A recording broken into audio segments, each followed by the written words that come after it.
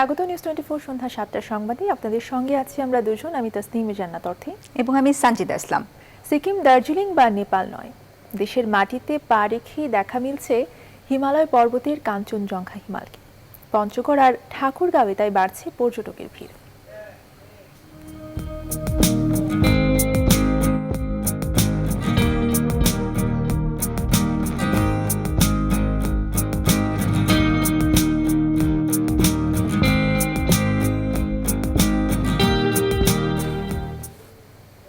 এ নিয়ে বিশেষ প্রতিবেদন থাকছে খবরের শেষ প্রান্তে।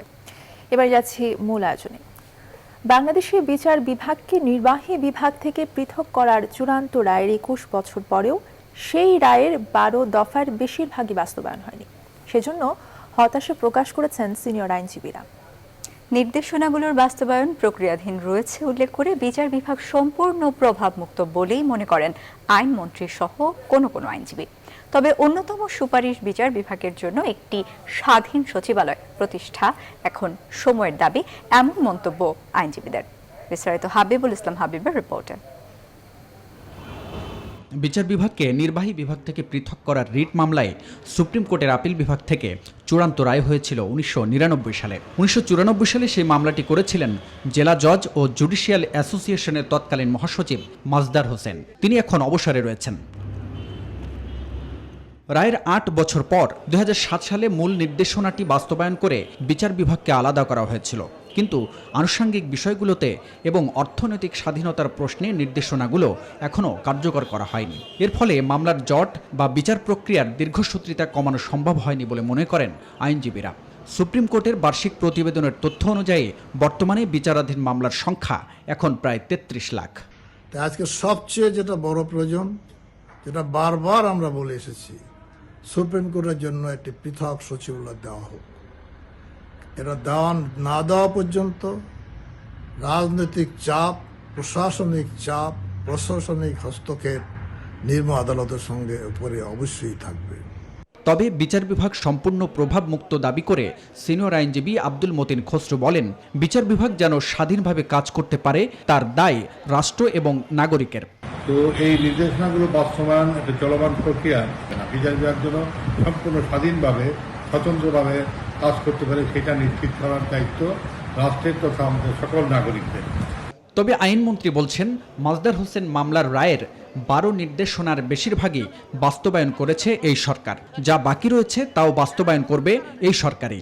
প্রায় সবগুলি আমরা বাস্তবায়ন করার পর্যায়ে আছি। কিছু কিছু বাস্তবায়িত হয়ে গেছে, যেগুলি বাস্তবায়িত বাকি আছে সেগুলি বাস্তবায়ন করা হচ্ছে। এই রায়ের সবচেয়ে বেশি বাস্তবায়ন এই সরকারি। বলেন, বিশ্বের কোনো গণতান্ত্রিক বা অগণতান্ত্রিক দেশেই বিচার বিভাগের জন্য আলাদা সচিবালয় নেই। অধস্তন আদালতের বিচারক নিয়োগ সংক্রান্ত যে ব্যবস্থা বিদ্যমান রয়েছে বিচার বিভাগের জন্য সেটাই ভালো বলেও মনে করেন তিনি। হাবিবুল ইসলাম হাবিব, নিউজ 24, ঢাকা।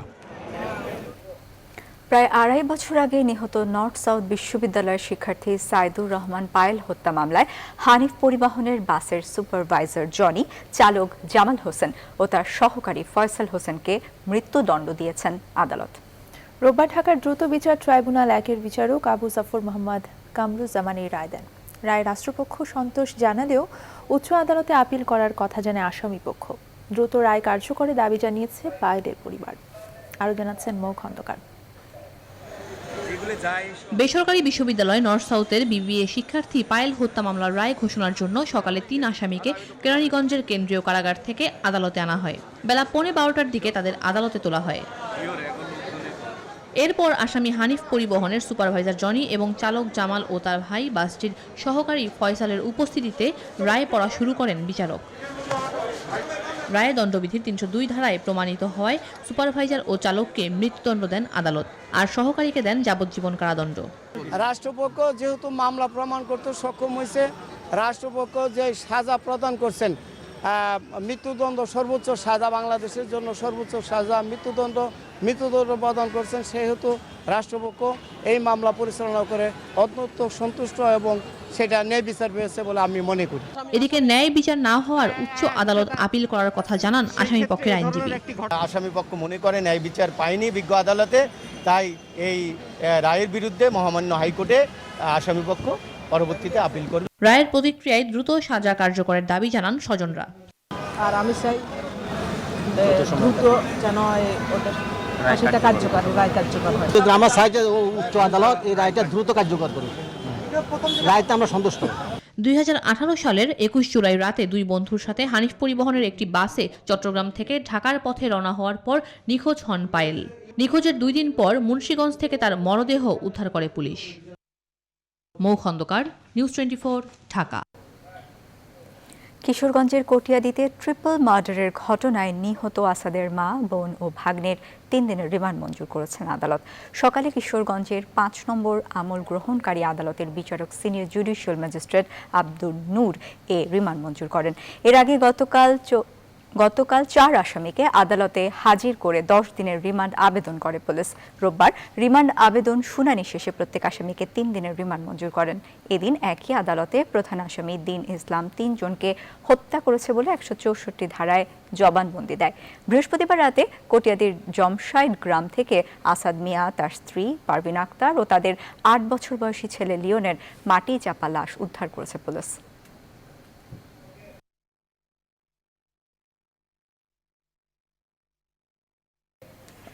সিলেটে পুলিশের নির্যাতনের রায়হান হত্যা মামলায় 2 দফায় 8 দিনের রিমান্ড শেষে কনস্টেবল হারুনুর রশিদকে কারাগারে পাঠিয়েছে আদালত।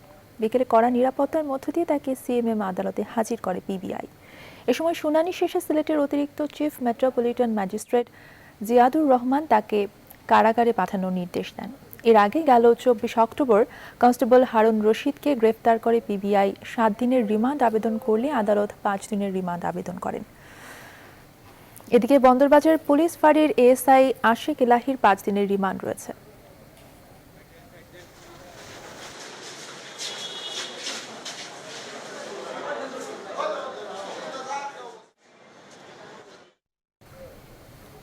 তিস্তা নদীর 2 তীরে 230 কিলোমিটার এলাকা জুড়ে মানববন্ধন হয়েছে।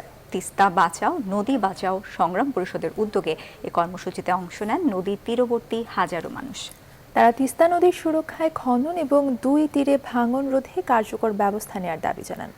রেজাউল করিম মানিকের তথ্য ছবিতে দেখুন ডেস্ক রিপোর্ট। তিস্তা নদী রক্ষায় রোববার সকাল 11টায় নদীর 2 তীরে 230 কিলোমিটার এলাকা জুড়ে মানববন্ধনের আয়োজন করে তিস্তা বাঁচাও, নদী বাঁচাও সংগ্রাম পরিষদ নামে একটি সামাজিক সংগঠন। এই কর্মসূচি শুরু হয় তিস্তা নদীর প্রবেশমুখ নীলফামারীর পশ্চিম ছাতনাই জিরো পয়েন্ট থেকে গাইবান্ধা সুন্দরগঞ্জ উপজেলার হরিপুর ইউনিয়নের হরিপুর ঘাট পর্যন্ত। এতে অংশ নেন নদী তীরবর্তী হাজারো মানুষ। এই সময় বক্তারা জানান, নদীর 2 তীরে বন্যা ও ভাঙনের হাত থেকে মুক্তি চায় নদীর তীরবর্তী মানুষ। তিস্তা নদীর সুরক্ষা, 2 তীরের বন্যা ও ভাঙন রোধ এবং ক্ষতিগ্রস্ত লোকজনের ক্ষতিপূরণের দাবিও জানান তারা। আমরা চাই নদীর শাসন, নদী কিনার বান্ধা দেখ, যাতে আমার বাড়ি ঘর জমিন টমি যাতে না ভাঙে। নানা কৃষি ফসল ফলাইতে পারি, এই জন্য প্রধানমন্ত্রীর কাছে আমাদের আবেদন। তিস্তা রক্ষায় যে 8,500 কোটি টাকার মহাপরিকল্পনা হাতে নেওয়া হয়েছে তা দ্রুত বাস্তবায়নের দাবিও জানান সংশ্লিষ্টরা। এই মানববন্ধন যদি বাস্তবায়িত হয় তাহলে 2 তীরে মানুষের দুঃখ দণ্ডনা দূর হবে এবং তিস্তাকে ব্যবহার করে বহুমুখী ব্যবহারের মধ্য দিয়ে আমাদের অর্থ অঞ্চলের অর্থনৈতিক একটা সমৃদ্ধি সৃষ্টি হবে। মহাপরিকল্পনা বাস্তবায়নের পাশাপাশি অভিন্ন পানি চুক্তি নদী খনন করলেই তিস্তাকে বাঁচানো যাবে, এমন অভিমত নদী বিশ্লেষকদের। নদী খনন, 2 পার সংরক্ষণ এবং তিস্তার সঙ্গে যে শাখা নদী আছে সেই শাখা নদী খনন করে তিস্তার সেই যৌবনে আমরা তিস্তাকে নিয়ে আসতে চাই এবং পাশাপাশি শুষ্ককালে পানি প্রাপ্তির জন্য তিস্তা চুক্তিটাও আমাদের জরুরি। তিস্তা নদী বাংলাদেশ অংশে 115 কিলোমিটার প্রবাহিত। এই অংশে প্রতি বছর বন্যা আর ভাঙনে লাখ লাখ মানুষ ক্ষতিগ্রস্ত হয়। Desk report, news 24। আমাদের সঙ্গে সরাসরি যুক্ত হচ্ছেন এমিরেটাস অধ্যাপক এবং পানি সম্পদ ও জলবায়ু পরিবর্তন বিশেষজ্ঞ অধ্যাপক ডক্টর আইনুন নিশাত। আইনুন নিশাত, আপনাকে স্বাগত জানাচ্ছি। তিস্তা পাড়ের অববাহিকার মানুষ দীর্ঘ সময় ধরেই আসলে পানির ন্যায্য হিস্সা থেকে বঞ্চিত, আবার বর্ষায় তারা আক্রান্ত হচ্ছেন বন্যায়। এই সমস্যার সমাধানের দাবি তাদের। কূটনীতিক প্রচেষ্টা নানা কথা শোনা গেলেও আসলে তাদের অসহায়ত্ব কাটছে না। আপনার মতামত জানতে চাচ্ছি।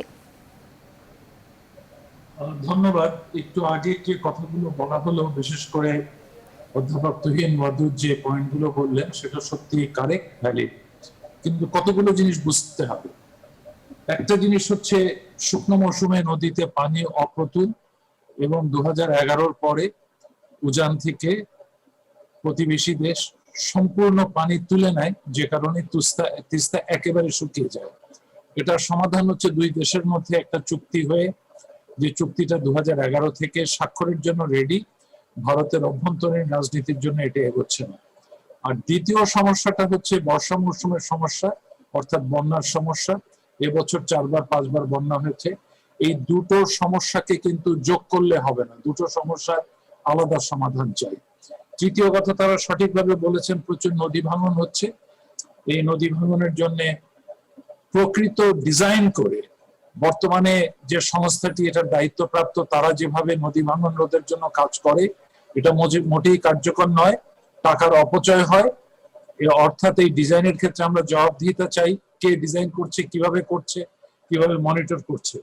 বাট শেষ পয়েন্ট যেটা তুহিন অদুত সাহেব কিংবা অন্যরা বললেন, যে আমরা ড্রেজিং চাই, নদী খনন চাই। কেবলমাত্র ড্রেজিং করলে আমার মতে কিচ্ছু হবে না, এটা পরিষ্কারভাবে বুঝতে হবে। তিস্তাতে সেডিমেন্টের পরিমাণ প্রচুর, হিউজ অ্যামাউন্ট অফ সেডিমেন্ট আসে। যদি আজকে, এবং ভারতে সেডিমেন্ট আটকায় না, যদি আজকে নদী খনন করা হয় 2 বছর 3 বছর 4 বছরের মধ্যে আবার ভরাট হয়ে যাবে। অর্থাৎ নদীর শাসনকে সংযুক্ত করে নদীর পরিবহন ক্ষমতাটাকে বিবেচনায় এনে তারপরে কাজ করতে হবে। তিস্তাতে পরিমাপ করা হয় কিনা আমি জানি না, কিন্তু নদী পুনর্খননের বিষয়টি খুব সংবেদনশীল। এটার সাথে ইকোসিস্টেমের সম্পর্ক আছে, প্রকৃতির সম্পর্ক আছে। আমি নদী পুনর্খননের বিরোধিতা করছি না, কিন্তু যেভাবে সারা দেশে এলোপাথারি, আমি একেবারে এলোপাথারি শব্দটা ব্যবহার করছি, হাজার হাজার কোটি টাকা খরচ করে কোনো জায়গায় পানি উন্নয়ন বোর্ড, কোনো জায়গায় অভ্যন্তরীণ নৌ পরিবহন কর্তৃপক্ষ, কোনো জায়গায় এলজিইডি, কে বা কারা করছে, এই হাজার কোটি টাকা অপচয় হচ্ছে। কাজে নদী ভাঙন রোধ ডেফিনেটলি করা সম্ভব সঠিক ডিজাইনের মাধ্যমে। শুকনো মৌসুমের পানি কিছুটা বাড়ানো সম্ভব প্রতিবেশী দেশের সাথে আলোচনা সম্পূর্ণ করে, কিন্তু বর্ষার সমস্যা নদী খনন করে হবে না।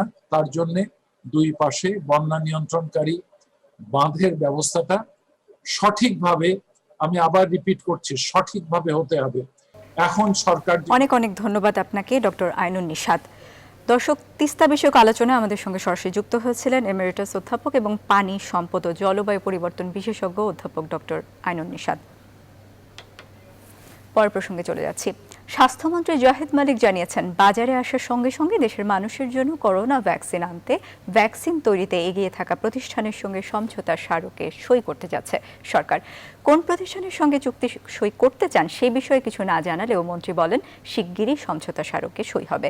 দুপুরে মন্ত্রণালয়ের সভাকক্ষে এক বৈঠক শেষে তিনি একথা বলেন। মন্ত্রী জানান, ভ্যাকসিন বিতরণ নিয়েও পরিকল্পনা করা হচ্ছে, তবে স্বাস্থ্যকর্মী সহ ফ্রন্টলাইন ফাইটাররা অগ্রাধিকার পাবেন।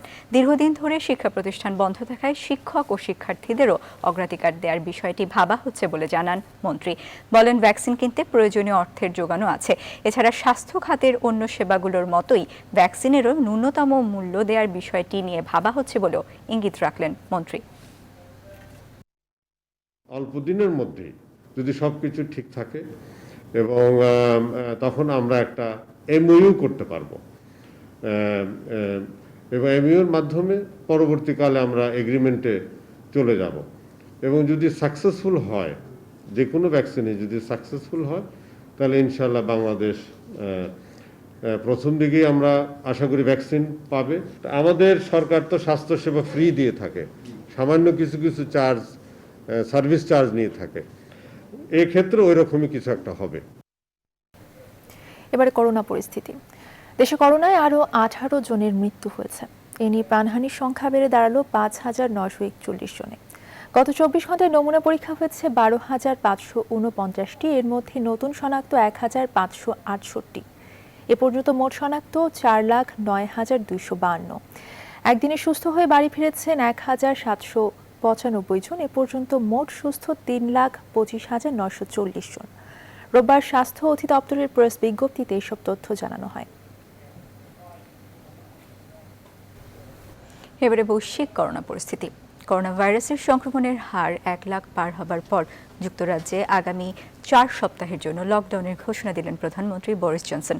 কোভিড-19-এর দ্বিতীয় ঢেউয়ে গেল 1 মাস ধরে প্রবল গতিতে ইউরোপে সংক্রমণের হার বেড়েই চলছিল। এই পরিস্থিতিতে ফ্রান্স, স্পেন, বেলজিয়াম ও গ্রিসের পর এবার ব্রিটেনেও লকডাউনের ঘোষণা দিল সরকার।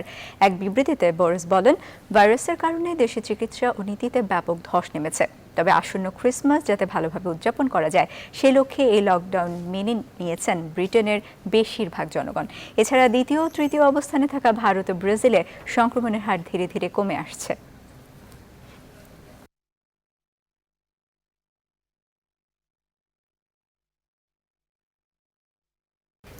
চাকরির পেছনে না ঘুরে নিজেদের উদ্যোক্তা হতে যুব সমাজকে আহ্বান জানিয়েছেন প্রধানমন্ত্রী শেখ হাসিনা। বঙ্গবন্ধু যুব দিবসের উদ্বোধনী অনুষ্ঠানে কথা জানান তিনি। অনুষ্ঠানে করোনার দ্বিতীয় ঢেউ মোকাবেলায় প্রত্যেক বন্দরে কোভিড পরীক্ষা এবং বিদেশ থেকে আগতদের কোয়ারেন্টাইন বাধ্যতামূলক নিশ্চিত করতে বলেন তিনি। শাহ আলী জয়ের রিপোর্ট। যুব সমাজকে স্বনির্ভর করতে এবং তাদের কর্মসংস্থান তৈরির লক্ষ্যে প্রতি বছর উদযাপন করা হয়ে থাকে জাতীয় যুব দিবস। বঙ্গবন্ধুর জন্মশতবার্ষিকী উপলক্ষে এবারের যুব দিবসের নামকরণ করা হয়েছে বঙ্গবন্ধু যুব দিবস। এবছর দৃষ্টান্তমূলক অবদান রাখায় 21 যুবক এবং 5 সংগঠনকে দেয়া হয় পুরস্কার। দিবসের উদ্বোধনী অনুষ্ঠানে ভার্চুয়াল প্ল্যাটফর্মে যুক্ত হন প্রধানমন্ত্রী শেখ হাসিনা। তথ্য প্রযুক্তি খাতে যুব সমাজের কর্মসংস্থানের বিশাল সম্ভাবনার কথা তুলে ধরেন তিনি। বলেন, এ খাতে ফ্রিল্যান্সারদের জন্য স্বীকৃতির ব্যবস্থা করছে সরকার।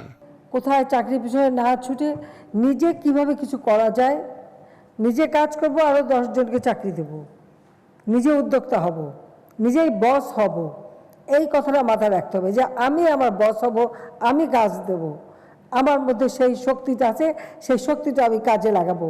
এই চিন্তাটা মাথায় যেন থাকে আমাদের যুবকদের। আমরা তো বিরুদ্ধে হয়ে গেছি, আমাদের তো সময় শেষ, কিন্তু যুবকরাই তো আসলে দেশের প্রাণ সঞ্চার করবে। আলোচনায় উঠে আসে বৈশ্বিক মহামারী করোনা প্রসঙ্গ। বিশ্বের বিভিন্ন দেশে নতুন করে করোনার সংক্রমণের কথা উল্লেখ করে সবাইকে স্বাস্থ্যবিধি মেনে চলার আহ্বান জানান তিনি। আবারও এখন সময় এসে গেছে, এখন থেকে বাইরে থেকে যারা আমাদের দেশে আসবে তাদের পরীক্ষা করা, তাদের কোয়ারেন্টাইনে রাখা, এটা আমাদের সেই এয়ারপোর্ট থেকে শুরু করে প্রত্যেকটা পোর্টে এখন থেকে আবার সে আগের মতো ব্যবস্থা নিতে হবে যে কেউ ঢুকতে গেলেই করোনা ভাইরাসটা ঢুকছে কিনা এটা পরীক্ষা করতে হবে, কারণ আমার দেশের মানুষকে তাদের সুরক্ষাটা আমাদের নিশ্চিত করতে হবে। আমি আশা করি সেটা আপনারা করবেন। প্রধানমন্ত্রী বলেন, করোনার মধ্যেও দেশের অর্থনীতিকে গতিশীল রাখতে 21 প্যাকেজে প্রণোদনা দিয়েছে সরকার। অর্থনীতিটা স্থবির না হয় সেদিকে লক্ষ্য রেখেই। শাহ আলী জয়, নিউজ 24, ঢাকা। করোনাকালে একদিকে চাকরি নিয়ে সংশয়, অনিশ্চয়তা, অন্যদিকে সুখবর মিলছে না চাকরির নতুন বাজারে। আন্তর্জাতিক শ্রম সংস্থা ILO বলছে এক্ষেত্রে সবচেয়ে ঝুঁকিতে তরুণরা। তাই করোনা পরবর্তী বাস্তবতার সাথে খাপ খাওয়াতে কারিগরি প্রশিক্ষণ এবং তরুণদের কর্মদক্ষতা বাড়ানোর পাশাপাশি নতুন করে দক্ষ জনবল তৈরির তাগিদ দিয়েছেন বিশ্লেষকরা। আরও জানাচ্ছেন বাবু কামরুজ্জামান। দেশে চাকরি খোঁজার অন্যতম বড় অনলাইন পোর্টাল বিডি জবসের হিসাবে করোনাকালে গত এপ্রিল ও মে মাসে সবচেয়ে বেশি কমেছিল চাকুরির বিজ্ঞাপন। যদিও স্বাভাবিক সময়ের তুলনায় এখন 80% পর্যন্ত বিজ্ঞাপন আসছে, তবে শিক্ষিত যুবকদের পছন্দসই কাজের সুযোগ এখনও দুর্লভ। আমরা দেখেছি যে গত 4-5 বছর ধরেই আমাদের দেশে একটা বড় সমস্যা, আমাদের যারা বিভিন্ন ইউনিভার্সিটি বা কলেজ থেকে যারা পাশ করছে তাদের জন্য কিন্তু এনাফ চাকরি আমাদের এই শ্রমবাজারে নেই। তো সেটি একটি আসলে লং টার্ম প্রবলেম। বিশ্বব্যাংক গোষ্ঠীভুক্ত প্রতিষ্ঠান ইন্টারন্যাশনাল ফিন্যান্স কর্পোরেশন আইএফসির সাম্প্রতিক এক সমীক্ষায় দেখা যায় কোভিড-19-এর কারণে দেশের অতি ক্ষুদ্র ক্ষুদ্র ও মাঝারি প্রতিষ্ঠানগুলোতে কর্মরত 37% লোক বেকার হয়েছেন। আর শ্রমিক সংগঠনগুলোর মতে করোনার কারণে পোশাক খাতের 1 লাখের বেশি কর্মী কাজ হারিয়েছেন। যদিও Bangladesh Institute of Labour Studies BILS বলছে এই সংখ্যা আরও বেশি, 3 লাখের মতো। অন্যদিকে আন্তর্জাতিক শ্রম সংস্থা আইএলও জানিয়েছে করোনা মহামারীর কারণে সবচেয়ে ঝুঁকিতে তরুণ প্রজন্ম। 15 থেকে 24 বছর বয়সীদের মধ্যে প্রায় 25%ই বেকার হয়েছেন, যা মোকাবেলায় তরুণদের জন্য বিশেষায়িত কর্মসূচি নেয়ার তাগিদ বিশ্লেষকদের। প্রবৃদ্ধি অত্যন্ত জরুরি, এটা যেন কর্মসংস্থানবিহীন না হয় এবং তার জন্য প্রয়োজন যেসব খাতে যুবকদের কর্মসংস্থান বেশি হতে পারে সেই ধরনের খাতগুলোকে প্রবৃদ্ধির সুযোগ করে দেওয়া। সুযোগটাকে সদ্ব্যবহার করার জন্য যে দক্ষতা সেটি কিন্তু আমাদের অনেক তরুণের মধ্যেই নেই। সুতরাং সার্বিকভাবে সরকারের যে ক্ষেত্রে এবং নীতি নির্ধারণের জন্য নতুন করে কিন্তু কর্মপরিকল্পনার ব্যাপারে চিন্তাভাবনা করতে হবে। নতুন নতুন উৎপাদন প্রক্রিয়া এবং চাহিদা অনুযায়ী শ্রমশক্তিকে দ্রুত প্রস্তুত করতে না পারলে আগামীতে বেকারত্বের হার আরও বাড়তে পারে, এমন শঙ্কার কথাও বলছেন বিশ্লেষকরা। চতুর্থ শিল্প বিপ্লবের কারণে যে ধরনের চ্যালেঞ্জ তৈরি হচ্ছে, যে ধরনের কাজের ক্ষেত্র তৈরি হচ্ছে সেই কাজের ক্ষেত্রের জন্য তরুণদেরকে প্রস্তুত করবার জন্য আধুনিক প্রশিক্ষণের ব্যবস্থা করা সেটিও জরুরি। শ্রম ও কর্মসংস্থান মন্ত্রণালয়ের এক প্রতিবেদন অনুযায়ী 2010 থেকে 2017 সাল পর্যন্ত বছরে গড়ে 9.5 লাখ নতুন চাকরি হয়েছে, যা চাহিদার তুলনায় অপ্রতুল। বাবু কামরুজ্জামান, নিউজ 24, ঢাকা। এবারে মার্কিন নির্বাচন প্রসঙ্গ।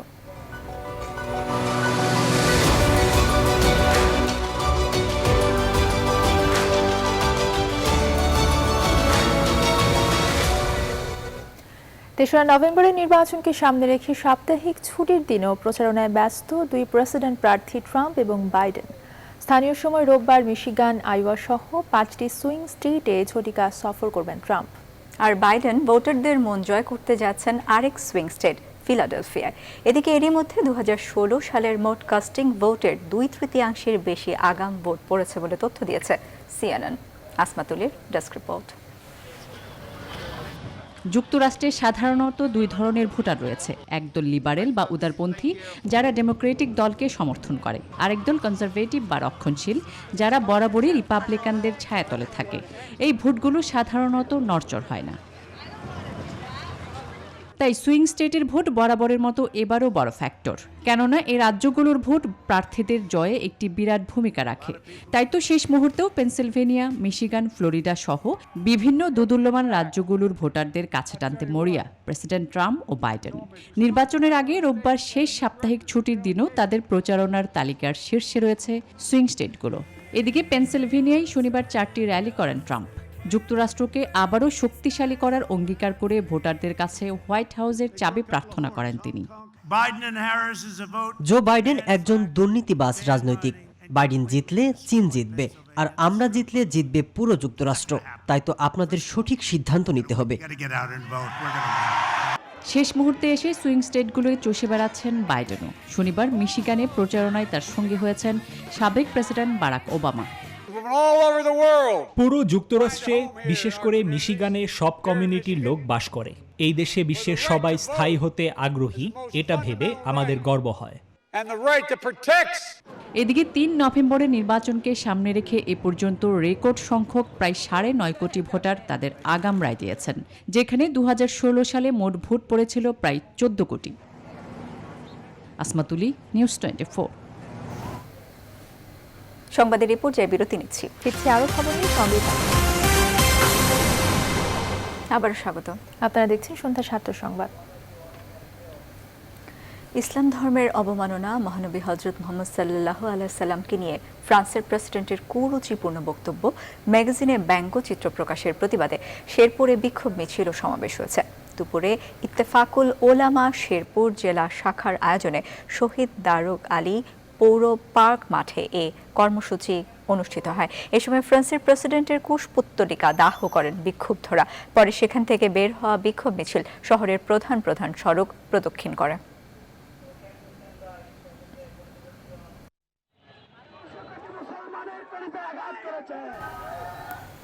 মত প্রকাশের স্বাধীনতার নামে কোনো ধর্ম নেতার নামে ব্যঙ্গচিত্র প্রকাশকে সমর্থন করে না বিএনপি। একই সঙ্গে এমন ঘটনার প্রতিক্রিয়া দেখা দিয়ে কোনো হত্যাকাণ্ডকেও বিএনপি সমর্থন করে না। রবিবার দুপুরে গুলশানে বিএনপি চেয়ারপারসনের কার্যালয়ে সংবাদ সম্মেলনে দলের এই অবস্থান তুলে ধরেন মহাসচিব মির্জা ফখরুল ইসলাম আলমগীর। জানান, গতকাল শনিবার দলের স্থায়ী কমিটির সদস্যদের নিয়মিত বৈঠক অনুষ্ঠিত হয়, সেখানেই এই সিদ্ধান্ত হয়। বিশ্বাসী বিএনপি মনে করে যে মহানবী সাল্লাল্লাহু আলাইহি সাল্লামের কার্টুন প্রকাশ ও সমর্থন করা যেমন ধর্মবিদ্বেষকে উস্কিয়ে দেওয়ার মতো অপরাধ, তেমনি প্রতিবাদের ভাষা হিসাবেও মানুষ হত্যাও গ্রহণযোগ্য নয়। এই সংকট থেকে বেরিয়ে আসার ধর্মীয় স্বাধীনতা ও মূল্যবোধকে স্বীকৃতি দেওয়ার মতো মানবিক ও গণতান্ত্রিক দায়িত্ব পালনের জন্য ফ্রান্সের প্রেসিডেন্টকেই উদ্যোগী হতে হবে, কারণ ঘৃণা ও সন্ত্রাস কোনটাই বিশ্ববাসীর কাম্য নয়।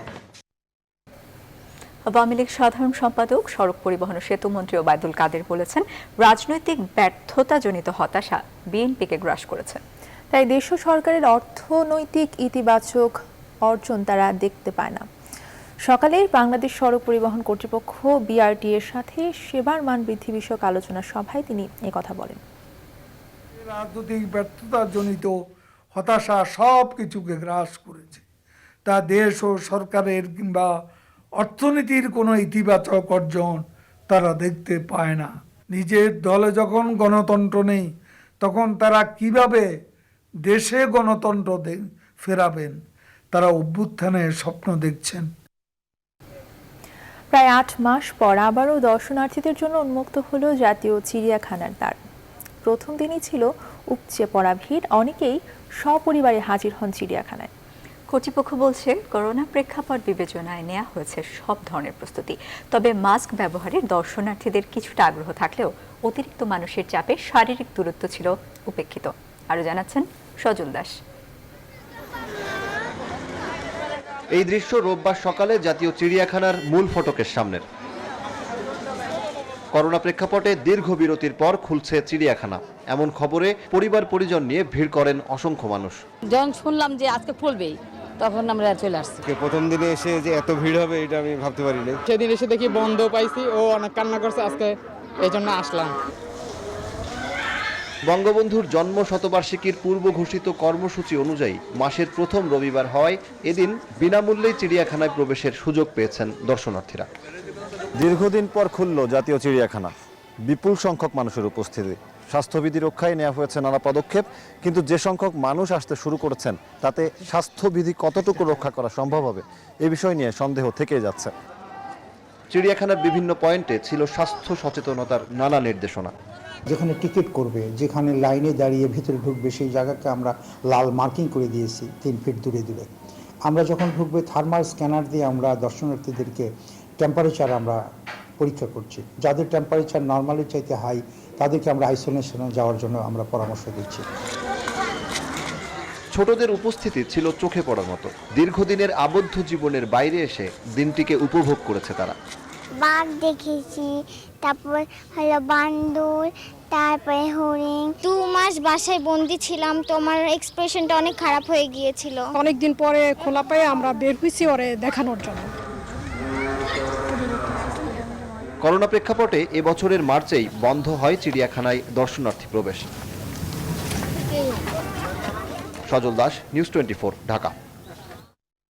নিচে আরো একটি বিরতি, সঙ্গেই থাকুন। আবার স্বাগত, আপনারা দেখছেন সন্ধ্যা 7টার সংবাদ। এবারে ফার্স্ট সিকিউরিটি ইসলামী ব্যাংক অর্থ বাণিজ্যের সংবাদ।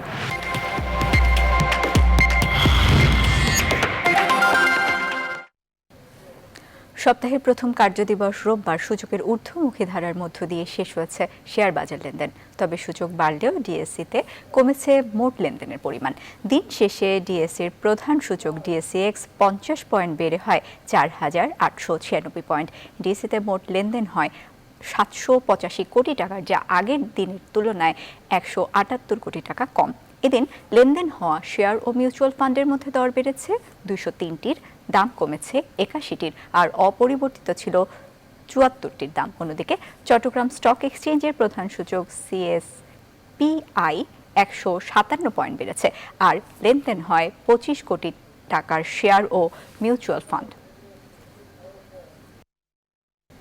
নিচে আরও একটি বিরতি, সঙ্গেই থাকুন। আবারও স্বাগত। দেখছেন নিউজ 24 সন্ধ্যার সংবাদ। এবারে খেলার খবর। কাল শুরু হচ্ছে বিসিবি হাই পারফরমেন্স ইউনিটের 2 দিনের প্রস্তুতি ম্যাচ। মিরপুর শেরেবাংলা স্টেডিয়ামে ম্যাচ গড়াবে সকাল 9:30টায়। জাতীয় দলের স্কোয়াড সমৃদ্ধ করতে কাজ করে যাচ্ছেন এইচপি কোচ টবি রাটফোর্ড, যেখানে ভুল ত্রুটি শুধরে বাংলাদেশ দলে জায়গা করে নেওয়ার লক্ষ্য যুব বিশ্বকাপ জয়ী ব্যাটসম্যান পারভেজ ইমনের। কাঞ্চনজঙ্ঘার খবর জানিয়ে শেষ করব এখনকার আয়োজন। দেশের সর্ব উত্তরের জেলা পঞ্চগড় এখন হিমালয় কন্যা হিসেবে পরিচিত। এই জেলার তেঁতুলিয়া থেকে দেখা যায় বিশ্বের সর্বোচ্চ পর্বতমালা হিমালয় এবং কাঞ্চনজঙ্ঘা। এখানকার বিভিন্ন এলাকা থেকে এবারও স্পষ্ট দেখা গেছে কাঞ্চনজঙ্ঘা। পৃথিবীর 3য় সর্বোচ্চ শৃঙ্গ কাঞ্চনজঙ্ঘার সৌন্দর্য দেখতে প্রতিদিনই দূর দূরান্ত থেকে আসছেন প্রকৃতিপ্রেমীরা। সরকার হায়দারের তথ্যচিত্রে ডেস্ক রিপোর্ট। প্রতি বছরের মতো সেপ্টেম্বর থেকে নভেম্বর পর্যন্ত শীতের আগমনী পঞ্চগড় তার ব্যতিক্রম। সঙ্গে সঙ্গেই কাঞ্চনজঙ্ঘা, যা সূর্যের তেজ বাড়ার সঙ্গে সঙ্গে আরো বেশি স্পষ্ট হয়। আবার বিকেলে সূর্যকিরণ যখন তীর্যকভাবে বরফাচ্ছাদিত পাহাড়ে পড়ে, তখন আবারও দেখা যায় কাঞ্চনজঙ্ঘা। নীলাকাশে তুষার শুভ্রের মতো ভেসে ওঠা কাঞ্চনজঙ্ঘার সৌন্দর্য উপভোগ করতে প্রতিদিনই দূর দূরান্ত থেকে আসেন প্রকৃতিপ্রেমীরা। ঘুরে এসে দেখার আসলে অনুভূতিটা অন্যরকম। একটু পরপর যে রং এটার চেঞ্জ হচ্ছে। বাংলাদেশি হয়ে আমাদের এখানে এসে তেঁতুলিয়া আমাদের সর্ব উত্তরের। জেলা প্রশাসক জানিয়েছেন, গেল কয়েকদিন ধরে আকাশ পরিষ্কার থাকায় ডাকবাংলো সহ উপজেলার বিভিন্ন এলাকা থেকে খালি চোখে দেখা যাচ্ছে পৃথিবীর 3য় সর্বোচ্চ শৃঙ্গের অপরূপ সৌন্দর্য। বাংলাদেশের একটি কর্নার থেকে অন্য দেশের একটি পর্বতশৃঙ্গ দেখা যাবে। আমার মনে হয় যে তারা আকৃষ্ট হবেন এবং তারা আসবেন। পর্যটকদের নিরাপত্তা সহ সব ধরনের সহযোগিতা করছে টুরিস্ট পুলিশ। কাঞ্চনজঙ্ঘার সৌন্দর্য উপভোগ করার জন্য প্রতিদিন দেশের বিভিন্ন প্রান্ত থেকে যে সমস্ত পর্যটক আসতেছে তাদের নিরাপত্তা দেওয়ার জন্য আমরা সর্বদা নিয়োজিত আছি। Desk report, news 24। আর এই ছিল সন্ধ্যা 7টার সংবাদের আয়োজন। সাথে থাকায় ধন্যবাদ সবাইকে।